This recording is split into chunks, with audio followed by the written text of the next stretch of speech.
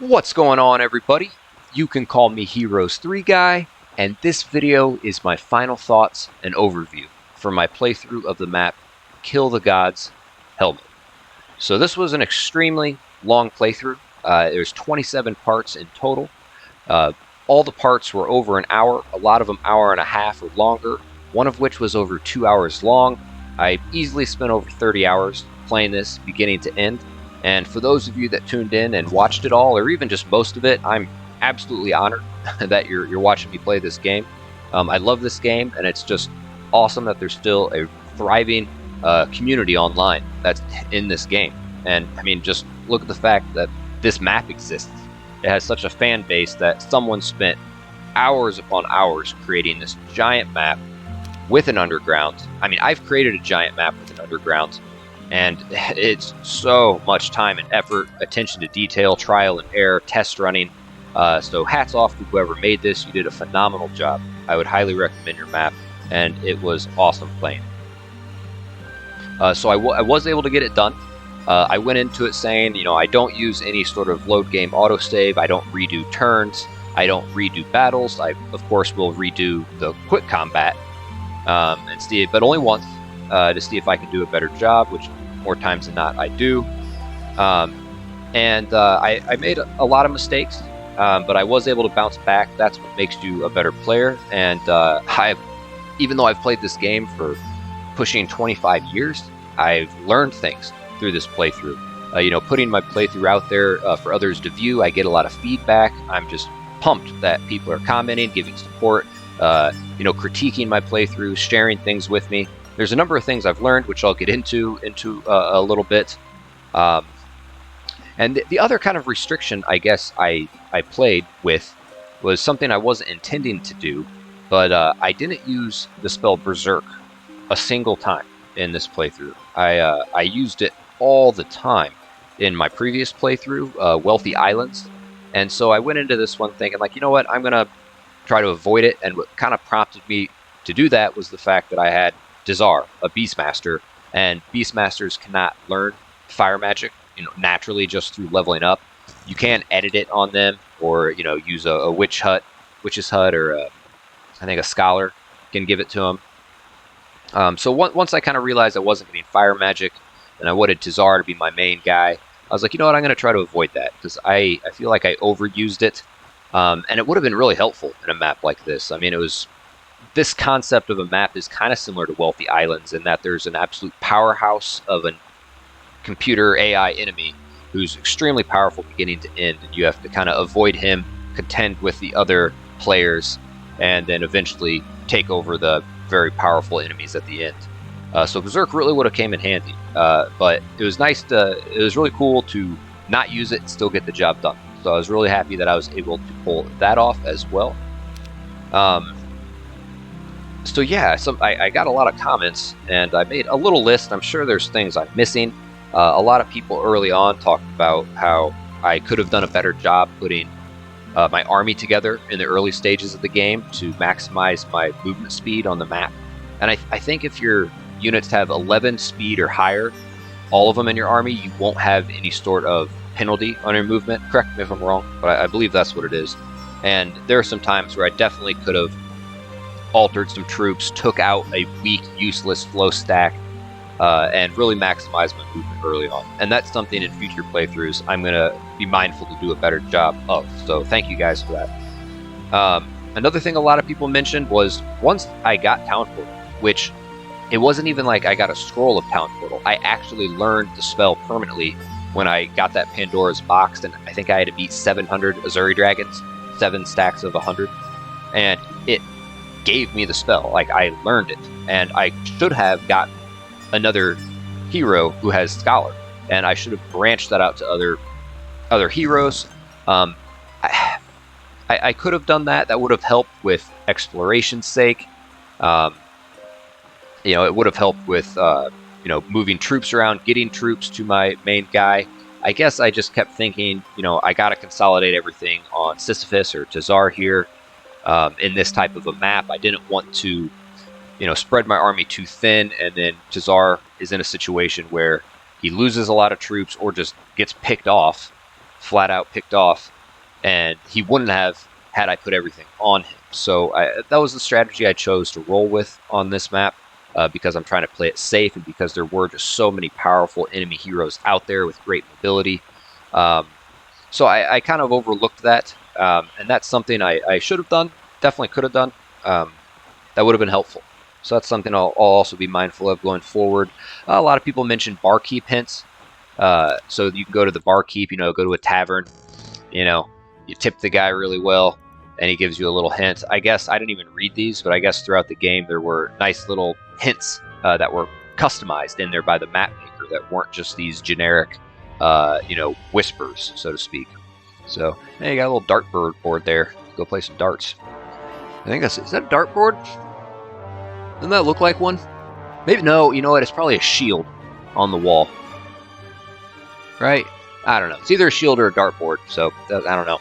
That'd be cool, I guess. Play some darts with goblins. So, alright, but I'm digressing. So, then let me look at my list here. I made a few other things I wanted to address. So, barkeep hints. Also, King Minoas here, I was so confused as to why he was just sitting there. And someone in the comment section pointed out, and I did know this, I've done this before, but it's just, I guess it's been so long. You can edit a hero to have a patrol feature, and I think you can edit how many squares they'll patrol, and they'll stay in that area. And I think if you edit it to like 1 square radius or whatever it is, they'll just stay in that spot. So I kept going on and on about, like, why is he there? Is it a glitch? No, it was edited. So for those of you that were watching that with me, it's something you can edit a hero to do. And then the other thing I should have done was I completely spaced, and maybe I knew this, but maybe I didn't, was the artifact merchants, which, shoot. Let's see here. Let's get rid of this guy. And then that way we can bring out parries here, Harry's parries. And nope, this one doesn't have the artifact merchant, but you know what? Now it does. Is you can sell artifacts by clicking here. And I had so many artifacts that I could have sold. There are so many moments where, like I could sell those boots for 4, 2. I could have gotten so much sulfur. I really needed it. I was often low on it. And God knows I had tons of artifacts to spare. And a part of me was thinking, and this wasn't like I was aware of this, but another part of me was like, oh, well, I'll eventually get a grotto where you can sell, it's in a cove castle where you can sell artifacts for experience. And I kept thinking, there's all these heroes in the game that have great base stats and secondary skills, and they start out at level 1. So they'll level up very quickly at a grotto. Whereas if I used it on, Tazar, he's already really high level, I'd sell a ton of artifacts just to get a level or 2. So I thought, all right, maybe I was kind of keeping them on deck for the sake of eventually possibly looking into getting a strong backup hero, and I could level them up quickly. But yeah, a lot of people mentioned that. I think I even responded to some people in the comments like, oh, well, you can't actually sell artifacts. I'm an idiot. You can. I completely spaced, and it's kind of like embarrassing to admit, I played this game for that long, and that, of all things, you'd think I'd know that. So, all right, you live and learn. So that's something I should have done, and now that I'm aware of, I will do. So that's really cool. So I appreciate you guys pointing that out as well. And then the other thing I have is using Dimension Door to get these prisons here. Like, I got so tunnel vision. Once I got Dimension Door and I got the Horn of the Abyss, I was just trying to get this done, and I was just trying to find neutral stacks, of enemies, monsters to get a ton of Fang Arms off of, to find weaker enemy heroes to get Fang Arms off of them, and then eventually cross paths with, Kronos and the most powerful guys and take them out. I wasn't really thinking about the prisons, and I think what did cross my mind was this guy here, who's Ranlu, look at this guy. I mean, come on. Armor of the Damned, Cloak of the Undead King. Ooh, and look at that. Like, that guy could have been deadly. And, but what threw me off, and maybe you guys can help me figure this one out, is there's Evil Fog. Like, if you look down here, it shows what I'm hovering over. And there you go, Cursed Grounds. Cursed Grounds. And then you go Favorable Winds, and Crater, Black Border Gate, Evil Fog, this stuff here. I thought to myself, well, if I dimension doored in there, I wouldn't be able to get out.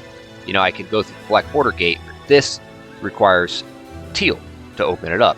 So I thought, you know, you're just screwed. You know, that's meant for teal. You're not going to be able to get out. You know, get him out of there. But as it ended up, I went to go test that out. I think I sent Telemachus here to go test him out, and I could still teleport out despite him being on cursed ground. So I don't know if the favorable winds on top of it counteracts or, you know, supersedes the effects of cursed grounds. I don't know why I was able to dimension door in there and then dimension door out. But I did get to see who was in there. And then I completely forgot, you know, I thought, oh, I got Horn of the Abyss, let's make the moves, let's go. I completely forgot about Hercules here. And as we found out, I just assumed because this one here, you need teal to pass. I just assumed that this quest gate was also, you need teal to pass. No, you just needed to defeat, I think it was Hera. You had to just defeat an enemy hero, and I think I had done that a while back. I can't exactly remember when, but I could have gotten this guy. And of course, he starts with 150 Ancient Behemoths, 300 Cyclops Kings, but he is the only one that can get through here. And these 6 Behemoth Craigs have been building up the entire game. So that could have been helpful, which kind of leads me to the next thing I was thinking about is, even if I hadn't have found the Horn of the Abyss, I do still believe I would have beaten this map. It wouldn't have been 27 parts. It would have been more parts. But I would have had to have built my army around specific creatures that really scale well for the late game, especially knowing that Kronos had the Orb of Inhibition. You know, I would have obviously have kept Black Dragons because I just had so darn many of them, and they are good. Chaos Hydras, same reasoning as Black Dragons. I'm still just too invested into them to move them out for something else. And then I had a ton of Mighty Gorgons. Their Death Stare, I had just a ton of them, and their Death Stare is extremely, extremely effective. I would have kept them. And then I eventually, you know, moving around, would have probably figured out, oh yeah, I have Dimension Door. You know, if I didn't have Horn of the Abyss, like, oh yeah, Dimension Door, let me go get this guy. I would have gotten him. Oh shit, you know, Hercules. And then, oh man, boom, I would have gotten a ton of Ancient Behemoths. Eventually would have prioritized getting a Stronghold Castle, holding it down as much as I can. You know, getting a lot of growth out of the castle, recruiting those Ancient Behemoths. So I then would have had Ancient Behemoths. I would have also gotten Nyx Warriors. You know, they ignore enemies' attack by 60%. Ancient Behemoths ignore enemies' defense by 80%. That is extremely effective. Extremely effective in late game. And it scales the more attack and defense heroes have. So we're all going to be at that 99. It would have been extremely effective, and by, you know, being smart with who I put in my army, who scales the best late game, I would have gotten it done, despite the fact that he had over 4,000 fairy dragons. You know, I wouldn't have had any of my fang arms, and, you know, I maybe would have looked into Haspids or a couple other creatures. You know, Haspids, that poison ability would have been awesome. You know, in a huge battle, if I have a lot of them, you know, towards the end, I could literally have all 7 of his stacks at half health after enough rounds go by. I would have just made it a point to have my Haspids try to poison as many stacks as possible, and that would have paid dividends as the battle went on. Their revenge ability is good as they take losses. I would have gotten it done. It would have taken time, but that's the approach I would have gone. But I came across Horn of the Abyss, and for those of you who don't know, you now know when you watch me play. It is extremely powerful. It's kind of ridiculous. You can just get the most absurd amount of Fang Arms, who are just crazy creatures. And when you have a huge stack of them, as you guys saw in my battles, I would hypnotize a ridiculous amount of enemy units. A huge stack of 900 Archangels or something, all of a sudden, boom, under my control. So yeah, so I think I still would have gotten that done. I should have looked to Dimension Door in and see, you know, what was in these prisons. Like I said, I got tunnel vision. But what I did do here before I started recording this was I loaded up the turn maybe 2 or 3 turns before the last day, and I moved Sisyphus here. And I have not picked these up. I have not picked them up. I don't know what's in here. I thought we'd keep it as a little surprise. And so I have to do it this turn because I think next turn, you know, it will show that I win. So, all right, we're gonna take parries here. Bye. And let's go ahead and grab this. Ooh, oops. Where are we at here? Ooh, yeah, that is nice. That is nice. All right, here we go, guys. This is where the Angelic Alliance was. You know, this normally required 4,000 diamond golems and 1,000 phoenixes. Had a lot of goodies in here. A lot of angels recruit. A couple libraries of enlightenment. Ooh, all right, let's see here. Whoa! Athena? Interesting. Okay. I mean, not crazy. I mean, she has all 4 schools of magic. She's got wisdom, scholar. I want to check her spell book, intelligence, offense. And then, hey, look at that. 2,000 of them. That's cool. That is cool. And, oh, you know what? I think she's got every spell in the game. E-I-E-I-O. Sure looks like it. Just doing a brief little, you know, things that maybe ban force field. Does she have force field? No, she doesn't have force field. She doesn't have everything. That's a lot of times one that's not put in. Berserk, of course, is... And then let's check here. Oops. Okay, no, she doesn't have fly, dimension door. Okay, I thought maybe she'd have like every spell in the game. Okay, you know, not bad, but I mean, shit. 90, 90, 80, 70. You know, not bad looking either. You know, perhaps. Who knows? I think Tazar definitely, you know, had a little wiggle going on when he saw her. Like, hey, you rescue you from the prison. So, associated with wisdom, handicraft, warfare. All right, very cool. So that's what was lurking in there. I thought, you know, a lot of you guys were probably curious as who was in there. So now we know. I was curious myself.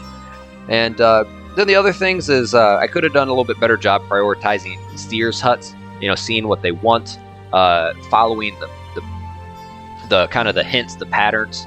I mean, there are a lot of, you know, 4,000 diamond golems. If you know this map and know what to do, you've played it before, you can really go to these little quest guards, accumulate a lot of diamond golems.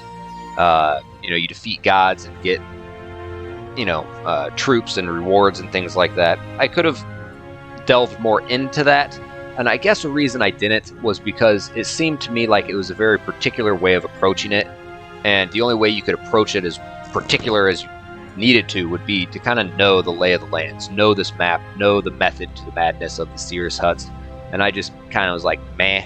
But at the same time, there were a lot of goodies there that I could have gotten, even if I wasn't, you know, all that aware of how exactly they worked. Then the other thing I said is, I put in my notes is that I would like to play this map again. This map was great. It was a lot of fun. And I think that if I do, I've pretty much already decided I want to play as blue, as Hector here. I think that having the specialty of archery would be really cool, because it's only a matter of time on a map like this until you get Bo the Sharpshooter. And there were a ton of Cloud Temples all throughout this map. There were, obviously, there's a tower player. There would have been a ton of Titans to get. Titans, Bo the Sharpshooter, archery specialty, good night. Is really, really cool. A lot of fun. I always like a situation like that. Even just Bo the Sharpshooter and Titans is fun. You throw a specialty of archery on a guy with them. Oof, a lot of fun. The only thing also, though, is you need a lot of gems. You know, Archangels require 3. Titans require 2 each. So I really would have been struggling on gems with that strategy, but I think that's the one I'd go. Also, Archangels would be a lot of fun. You know, you guys had mentioned, gosh, who was it? Someone was bringing up another YouTuber, and I've done this before, but I just didn't have a large stack of Archangels. They mentioned how, oh, instead of just repeatedly cast Resurrection, you can just clone your Archangels and then repeatedly, and they will do their Resurrection. So you could just repeat, and they can do a ton more. You know, if you have a large amount of them, you know, like I had, you know, thousands of, you know, Black Dragons and Chaos Hydras. You have that many Archangels, their Resurrection is going to be way more effective than any Resurrection I'm going to do. And it's actually a better use of spell points to just clone them and have them do their Resurrection over and over. So that would be fun. I think that's a route I may go next to play them. So who knows? I mean, I'm probably not going to be a while till I play this. I'll probably forget, maybe, you know, be in the mood to play Necropolis or something. I don't know. But I think that would be fun. And also, another thing I overlooked is the spell Visions. I should utilize that spell more to get some more insight on, you know, what an enemy unit has as far as their troops and things like that. I could have used that on King Minoas and made a better decision as to when I should approach him. You know, I could have approached him sooner and with more confidence than I did. So that's something I should have done, and I'll be looking to do in future playthroughs. So I'm sure there's a few things that I missed that I would like to say but haven't. But I don't want to, you know, keep this video too long. I just want to say thank you guys. You know, I've had my channel for, what is it, 2.5 months or so? I think it was like mid-January. Yeah, it's pushing 3 months that I've had this. I finished this playthrough not too long ago. This is my 3rd playthrough, and I'm absolutely thrilled with the amount of attention it's getting. Thank you guys very much. I hope you stick around to view more of my content. I plan on coming out with a ton. So hopefully this community grows. Hopefully I'll, along with that, become a better content creator, a better player, a better commentator, all of that. And I wouldn't be able to do it without having, you know, people tuning in. You know, just that gives me motivation to get better. And then also the feedback. I'm honored and pumped at the feedback. You know, criticism, compliments, support, jokes, questions, all that. I'm all ears all the time. I try my best to respond to comments. Sometimes I get caught up with things in real life, and I do prioritize, you know, getting content out there before I prioritize maybe responding to comments. But I do try to get around to things as best I can. And as my channel grows, it's going to get even harder, but I'm still doing my best to stay in touch with you guys, communicate, and be available. So may not be right away, but just know I got you. I got you in sight, and I'm looking to get back to you. So again, guys, thank you so much. I'm honored. It's kind of bittersweet. It's, you know, 27 parts over 30 hours. It's done. It's over. It's a lot of fun. It's kind of sad it's over, as annoyed as I got at some points. Yeah, it was a journey, and I plan to have many more journeys, many more epic playthroughs. Stay tuned. And until next time, guys, have a good one.